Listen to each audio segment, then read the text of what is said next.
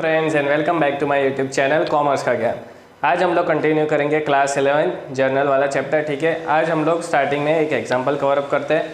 ये full flash example है, इससे आपको ज़्यादा क्लियर आएगा कि भाई अगर इस तरह के एग्जांपल आएंगे तो जर्नल एंट्री कैसे करना है। ये सारी मोस्टली सिंपल और कुछ एंट्रीज ऐसी होगी जो कंपाउंड जर्नल एंट्रीज है। ठीक है, जिसमें एक से ज़्यादा अकाउंट हमें डेबिट करने हैं या तो क्रेडिट करने हैं, जो मैंने कल भी एक्सप्लेन किया था, जो हमने लास्ट वीडियो में भी डिस्कस किया था। Right, that there are basically two types of entries, simple journal entries and compound journal entries. Simple entries में सिंगल अकाउंट डेबिट और क्रेडिट होता है, और कंपाउंड एंट्रीज में एक से ज़्यादा अकाउंट डेबिट या तो क्रेडिट भी हो सकते हैं। चलिए आगे बढ़ते हैं। Now the first transaction is, सबसे पहले हमें क्या करना है, डेट वाले कॉलम में डेट लिखना है। ठीक है, 1 अप्रैल साल दिया है मुझे 2018, यहाँ पे मैं लिख दूँगा 1 अप्रैल। ठीक है, पहली एंट्री हमेशा आपके एग्जाम्पल्स में कॉमन होने वाली है कि भैया कैश या तो बैंक या तो एसेट इंट्रोड्यूस किया बिजनेस स्टार्ट करने के लिए। ठीक है, तो कैश, बैंक या तो एसेट डेबिट कर दो और कैपिटल को क्रेडिट कर दो। राइट, तो वहाँ तो मार्क्स अपने को मिलने ही वाले। चलिए, Ramesh started business with cash. ठीक है, तो भैया रमेश ने कैश इंट्रोड्यूस किया। अब क्लासिफिकेशन हम लोग मॉडर्न अप्रोच के हिसाब से कर रहे हैं। ठीक है, मॉडर्न अप्रोच के हिसाब से कैश फॉल होता है एसेट में। एसेट का रूल है इंक्रीज होता है तो डेबिट करना है मुझे, इसलिए कैश अकाउंट को डेबिट करेंगे।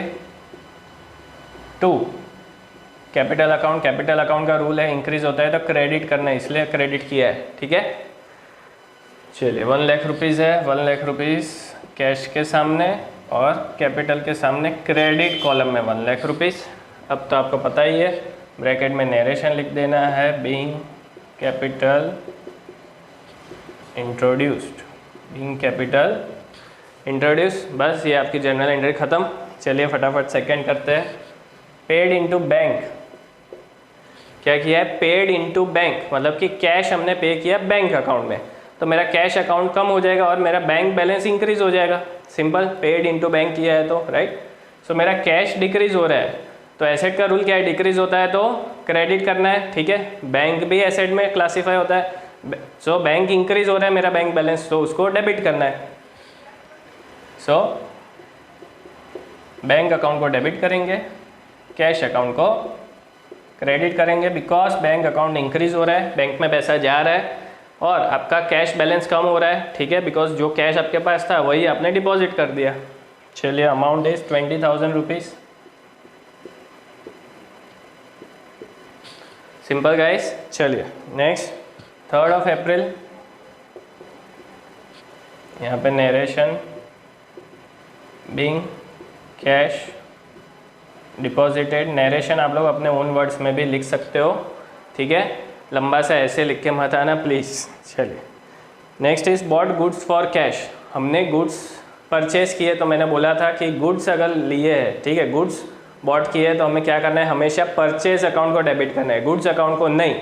ठीक है, हमेशा क्या डेबिट करना है, याद रखना है, purchase account, only in case of goods, only in case of goods. So purchase account debit. ठीक है, because purchase is classified under expenses और एक्सपेंस इंक्रीज होता है तो मुझे डेबिट करना है। फॉर कैश लिखा है, मतलब कि कैश देकर हमने परचेज किया, इट मीन्स मेरे बिजनेस से कैश जा रहा है, कैश डिक्रीज होगा तो कैश को अब क्या करेंगे, क्रेडिट करेंगे। सो परचेज अकाउंट डेबिट, बिकॉज आपका एक्सपेंस है इंक्रीज हो रहा है और कैश डिक्रीज हो रहा है तो क्रेडिट कर लिया।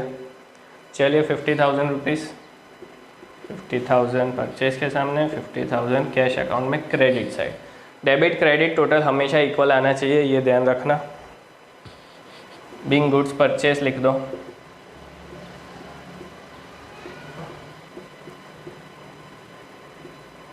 Being goods purchase. चलिए next, 4 April, drew cash from bank for office use. अब ये रिवर्स जा रहा है, जो हमने 2 अप्रैल को एंट्री किया था बैंक टू कैश, इसमें हमने कैश डिपॉजिट किया था। अब हम लोग कैश विड्रॉ कर रहे हैं बैंक से, तो क्या हो जाएगा, मेरा बैंक बैलेंस डिक्रीज हो जाएगा और मेरा कैश बैलेंस इंक्रीज हो जाएगा। दोनों एसेट में क्लासीफाई होता है, तो जो इंक्रीज होता है उसको डेबिट कर दो, कैश बैलेंस इंक्रीज होगा। कैश अकाउंट को डेबिट करेंगे और जो डिक्रीज हो रहा है वो मेरा बैंक बैलेंस है तो उसको क्रेडिट कर देंगे। एक इम्पॉर्टेंट चीज़ इसमें क्या लिखी है, ड्रीव cash from bank for office use लिखा है, ठीक है। So it is very much important, office use लिखा है इसलिए हमने ये एंट्री की। अगर पर्सनल यूज़ लिखा होता तो मुझे ड्राइंग्स अकाउंट को डेबिट करना पड़ता। क्या करना पड़ता, ड्राइंग्स अकाउंट को, बिकॉज ओनर जो भी पर्सनल यूज़ के लिए विड्रॉ करता है, कैश या तो बैंक या तो एसेट, वो सारी चीज़ें हमें कहाँ डेबिट करनी है, ड्राइंग्स अकाउंट में। चलिए 10,000 रुपीज़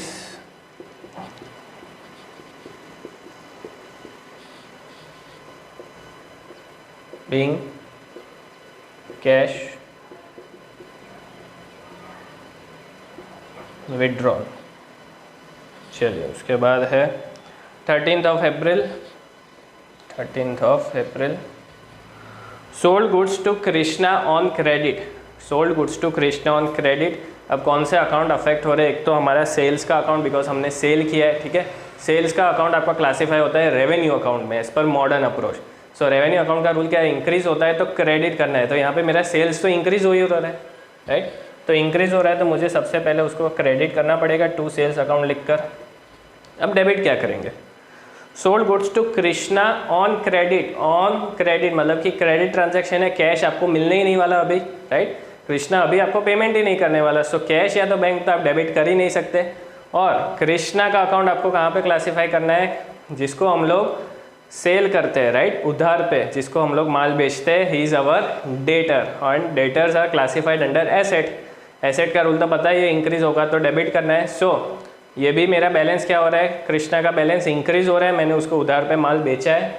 सो मुझे डेबिट किसको करना पड़ेगा, Krishna's account. Krishna's account debit because he is our debtor. Debtors are classified under asset, याद रखना ये रूल। 15,000 अमाउंट लिख दो, 15,000। नरेशन लिख देना, जगह नहीं है। Being good sold on credit. I hope guys you are clear with this entries. आप लोग इसको नोट कर सकते हैं। चलिए आगे की एंट्रीज कवर करते हैं।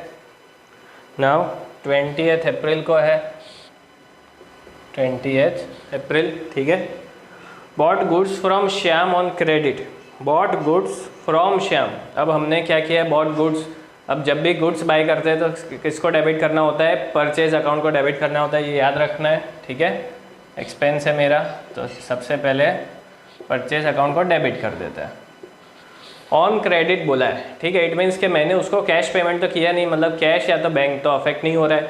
ऑन क्रेडिट मतलब मैं उधार पे परचेज कर रहा हूँ। अब जिसके पास से भी हम लोग गुड्स परचेज करते हैं ऑन क्रेडिट, वो हमारे लिए क्या हो जाएगा, क्रेडिटर। क्या हो जाएगा, creditor. And creditor is classified under liability as per modern approach. और लायबिलिटी का रूल क्या है, इंक्रीज होता है तो क्रेडिट करना है।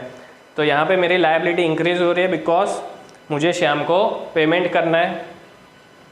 तो टू श्याम अकाउंट अमाउंट है 22,500। नरेशन में नहीं लिख रहा, स्पेस की वजह से आप लोग लिख देना being goods purchased on credit. चलिए उसके बाद है 24th अप्रैल। 24th को क्या है, रिसीव्ड फ्रॉम कृष्णा ₹12,500। अब कृष्णा को हमने सेल किया था, ठीक है। तो ये आपको याद रखना पड़ेगा कि भाई ऊपर आपने क्या एंट्री की है, ठीक है। उसके रिलेटेड भी ट्रांजैक्शन आ सकते हैं, बिकॉज यहाँ पे सिर्फ इतना लिखा है रिसीव्ड फ्रॉम कृष्णा। तो ये याद होना चाहिए भैया कृष्णा को सेल किया था, परचेज किया था, क्या किया था ट्रांजैक्शन, ठीक है। सो हमने कृष्णा को सेल किया था, उसने 12,500 हमें दिए। अलाउड हिम डिस्काउंट 500, हमने उसको डिस्काउंट दिया 500 रुपये का। चलिए सबसे पहले डिस्काउंट की बात करते हैं। मैंने उसको 500 रुपीज़ का डिस्काउंट दिया। अब ये डिस्काउंट मेरे बिजनेस के लिए क्या हो रहा है, एक्सपेंस है, ठीक है। और एक्सपेंस का रूल क्या है एज पर मॉडर्न अप्रोच कि अगर इंक्रीज होता है तो डेबिट करना है। तो यहाँ तो मेरा डिस्काउंट का बैलेंस इंक्रीज ही होगा बिकॉज मैं उसको डिस्काउंट प्रोवाइड कर रहा हूँ। तो सबसे पहले डिस्काउंट अलाउड अकाउंट को डेबिट करेंगे। अलाउड मतलब हमने दिया है उसको डिस्काउंट, ठीक है। कितने रुपए दिए, 500। उसने जो हमें पैसे दिए 12,500, ये तो हमने रिसीव किया, ठीक है। कुछ नहीं बोला है तो कैश में ही रिसीव किया होगा, वरना चेक से रिसीव किया होता तो बैंक में डेबिट करना पड़ता। कैश को डेबिट करेंगे बिकॉज कैश बैलेंस इंक्रीज हो रहा है। So cash account debit 12,500 to, अब क्रेडिट किसको करना है, किसके पास से रिसीव कर रहे हैं हम लोग, कृष्णा के पास से, राइट। सो कृष्णा को ओरिजिनली हमने डेबिट किया था, क्यों डेबिट किया था, because he was our debtor, तब उसके पास से पैसे हमें लेने थे, राइट। तो तब उसका बैलेंस इंक्रीज हो रहा था, अब उसने ऑलरेडी 12,500 तो पे कर दिया, इट मीन्स के डेटर्स का बैलेंस डिक्रीज हो रहा है। तो एसेट में अगर डिक्रीज होता है तो क्या करते हैं, क्रेडिट, तो to Krishna's account credit, right. और ये इसका टोटल डेबिट क्रेडिट का टोटल हमेशा इक्वल आना चाहिए, तो यहाँ पे कितना लिखेंगे, 13,000 rupees. Clear, being cash received from Krishna, narration लिख सकते हो। चलिए, ये एक इम्पॉर्टेंट एंट्री था आपके लिए। नेक्स्ट वाला भी इम्पॉर्टेंट है, 20 April, paid cash to Shyam 21,500 and discount received 1,000। ठीक है, चलो ये तो ऊपर वाला ही ट्रांजैक्शन है। श्याम को कितने, श्याम हमारी लायबिलिटी थी, right, he was our creditor, हमारी लायबिलिटी कितनी थी, 22,500, और हमने उसको पे कितना किया, 21,500, इट मीन्स 1,000 रुपीज़ का डिस्काउंट मुझे मिल रहा है। ये जो 1,000 रुपीज़ का डिस्काउंट मिला, ये मेरे लिए तो क्या है, रेवेन्यू है, ठीक है, एक तरह से इनकम है। और इनकम अगर इंक्रीज होती है तो क्या करते हैं, क्रेडिट करते हैं, क्या करेंगे, क्रेडिट करेंगे, because we have received the discount. ठीक है, चलिए, so paid cash to Shyam, अब श्याम को हमने पे किया है, राइट। हमने श्याम को पहले क्रेडिट किया था, क्यों क्रेडिट किया था, because he is our creditor, और उसका बैलेंस इंक्रीज हो रहा था। अब उसका बैलेंस डिक्रीज हो जाएगा, बिकॉज मैं तो उसको पे कर रहा हूँ, राइट। सो सबसे पहले मुझे श्याम को डेबिट करना पड़ेगा, श्याम अकाउंट डेबिट, कितने से डेबिट करूँगा, 22,500 से, पूरी अमाउंट से ही डेबिट करना है। ठीक है, 22,500 ही उसको देना था। अब हमने उसको दिया कितना, हमने उसको कैश पेमेंट किया है, ठीक है, हमने उसको कैश पेमेंट किया, कैश को क्रेडिट करना है बिकॉज डिक्रीज हो रहा है कैश बैलेंस। हमने उसको कितना दिया, सिर्फ 21,500, तो बाकी का क्या है, to discount received, to discount received 1,000 rupees. अगर ये डिस्काउंट वाली एंट्री आपको नहीं दी होती, सिर्फ इतना लिखा होता भाई पेड 21,500, तो बाय डिफ़ॉल्ट आपको डिस्काउंट रिसीव्ड का एंट्री कर देना है। ठीक है, बिकॉज जो भी मेरा बैलेंस बच रहा है that is basically discount received, ये हमारा फ़ायदा है। मुझे उसको 22,500 देने थे, उसने बोला भैया 21,500 ही मुझे चाहिए, तो 1,000 rupees is my basically profit, right. और प्रॉफिट को हमेशा क्रेडिट करना है as per revenue account. Clear, चलिए, being cash paid to Shyam, ये नरेशन लिख सकते हो। Then 20 April same, Krishna return goods, Krishna return goods. भैया ये कृष्णा तो बहुत परेशान कर रहा है। कृष्णा ने क्या किया, गुड्स हमें रिटर्न किए, कृष्णा को हमने सेल किया था, राइट। अब इसने क्या किया, भाई साहब ने बोला कि भाई ये तो क्वालिटी अच्छी नहीं है, मुझे ये गुड्स नहीं चाहिए, ये आप वापस ले जाओ। ठीक है, सो अब ये क्या हो रहा है बिजनेस के लिए, सेल्स रिटर्न, इसके लिए हम लोग क्या बोलते हैं, सेल्स रिटर्न। अगर हमने कोई चीज़ परचेज की है और हम उसको वापस कर रहे हैं तो ये हो जाएगा परचेज रिटर्न। वैसे ही अगर हमने किसी को सेल किया है और वो गुड्स हमें वापस कर रहा है तो ये हो जाएगा सेल्स रिटर्न। अब सेल्स को हमेशा क्रेडिट करते हैं, राइट। सो सेल्स रिटर्न को मुझे क्या करना पड़ेगा, डेबिट करना पड़ेगा। क्या करना पड़ेगा, debit, sales return account debit. से सेल्स को हम लोग क्यों क्रेडिट करते हैं, बिकॉज मेरा रेवेन्यू इंक्रीज हो रहा है, इसलिए इससे मेरा रेवेन्यू डिक्रीज होगा सेल्स रिटर्न से, बिकॉज उतना पैसा मुझे नहीं मिलने वाला, तो ये मेरा रेवेन्यू कम करता है, इसलिए इसको डेबिट करना है। चलिए, और क्रेडिट किसको करेंगे, किसने रिटर्न किया, कृष्णा ने, right. Krishna was our debtor, right. तो जब डेटर को हम लोग डेबिट करते हैं, उसका बैलेंस इंक्रीज हुआ था, अब उसका बैलेंस क्या हो जाएगा, डिक्रीज हो जाएगा, बिकॉज जितने गुड्स उसने रिटर्न किए उतना पैसा अब नहीं मिलने वाला कृष्णा के पास है। उसने कितना रिटर्न किया, हमें 2,000 रुपीज़। सो क्रेडिट किसको करना है, कृष्णा को, टू कृष्णाज अकाउंट। ठीक है, बिकॉज उतना बैलेंस डेटर का हमारा डिक्रीज हो गया। So 2,000 debit, 2,000 credit, being sales return. चलिए, 30 अप्रैल, ये भी एक इम्पॉर्टेंट है, cash sales for the month. ठीक है, ये मंथ कौन सा है, अप्रैल है, 30 अप्रैल मंथ एंड हो रहा है। कैश सेल्स, पूरे महीने का cash sales, simple cash sales की एंट्री ही करनी है और कुछ नहीं करना है, इसमें कन्फ्यूजन नहीं होना चाहिए। कैश सेल्स, तो कैश इंक्रीज हो रहा है तो कैश अकाउंट को डेबिट करेंगे, और सेल्स अकाउंट को क्रेडिट करेंगे। सेल्स हमारी रेवेन्यू है, रेवेन्यू इंक्रीज हो रही है, ठीक है। So cash sales 80,000 and 80,000। चलिए नेक्स्ट है paid rent. Paid rent I hope दिख रहा है। So rent is my expense. तो जो एक्सपेंस होता है वो हमेशा क्या होगा, इंक्रीज होता है, तो डेबिट करना है। और जो भी एक्सपेंस है वो एक्सपेंस के नाम से डेबिट करना है, ठीक है। अगर हमने रेंट किसी लैंडलॉर्ड को पे किया, अगर वो लैंडलॉर्ड का नाम दिया लेट्स से XYZ, राइट, या मिस्टर XYZ, तो उसका नाम नहीं लिखना है, हमें रेंट अकाउंट को ही डेबिट करना है। सो रेंट अकाउंट डेबिट, कुछ नहीं बोला है तो कैश में पे किया होगा to cash account. Clear. 5,000 rupees, 5,000 rupees, ठीक है। अगर ऐसा लिखा होता पेड सैलरी, तो सैलरी अकाउंट को डेबिट करते हैं चाहे कितने भी एम्प्लॉयज़ हो, राइट। हमें सिर्फ सैलरी अकाउंट लिखना है और सैलरी अकाउंट में पूरी अमाउंट को डेबिट कर देना है। So salary account debit to cash account entry हो जाते। I hope guys you are clear with all the journal entries. ये बड़ा ही बेसिक एग्जाम्पल था, इसमें से भी काफ़ी सारी एंट्रीज आपके एग्जाम में आ सकती है, राइट। यूजुअली जर्नल एंट्रीज का क्वेश्चन 6 to 8 मार्क्स में आप लोग एक्सपेक्ट कर सकते हैं and you can expect 8 to 10 entries as well. तो उसमें ये नरेशन के साथ आपको सारी एंट्रीज लिखनी है।